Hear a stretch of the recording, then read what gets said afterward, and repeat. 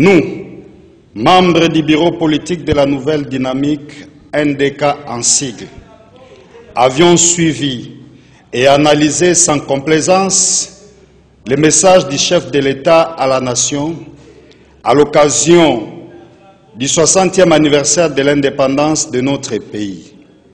Et suivant l'actualité du pays, informons l'opinion tant nationale qu'internationale ce qui suit.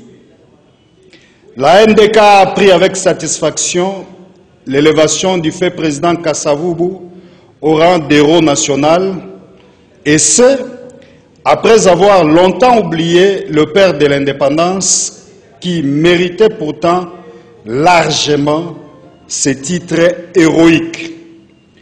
La NDK félicite le président de la République pour son sens élevé d'écoute et d'attention particulière accordé à sa matinée politique du 4 janvier 2020, où son autorité morale, l'honorable Papi Matezolo Diatezwa, avait plaidé pour l'élévation du premier président Kasavubu au rang d'héros national.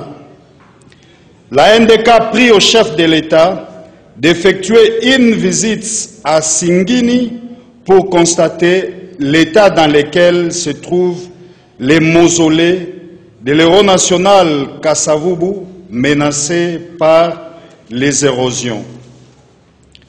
Se référant à l'intégrité et à la conduite exemplaire d'un homme d'État, la NDK rappelle que même dans son tome, le fait président Kasavubu n'accepte pas et n'acceptera pas que sa province natale puisse être dirigée par des personnes qui la déshonorent au moment de son élévation au rang d'héros national.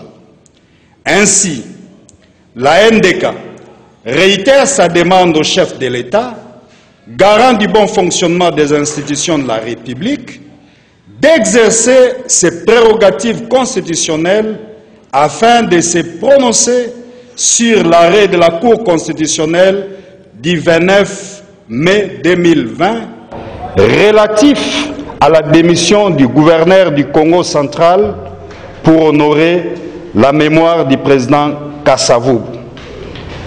Car l'état de droit que nous voulons tous, c'est aussi le respect de l'exécution des décisions judiciaires.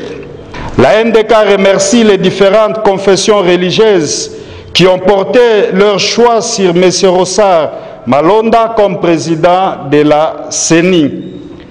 La NDK condamne avec la dernière énergie les propos tenus par certains chefs religieux qui menacent l'Assemblée nationale et sa présidente comme si c'est cette dernière qui a désigné le président de la CENI.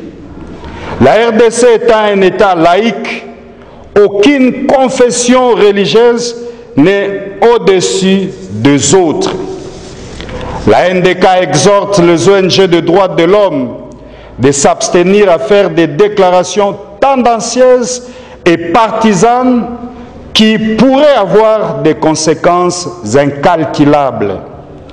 La NDK étant un parti panafricain prônant la paix, demande à tous les acteurs politiques de privilégier la voie de la raison et de la retenue afin de promouvoir la paix, gage de la stabilité et du développement.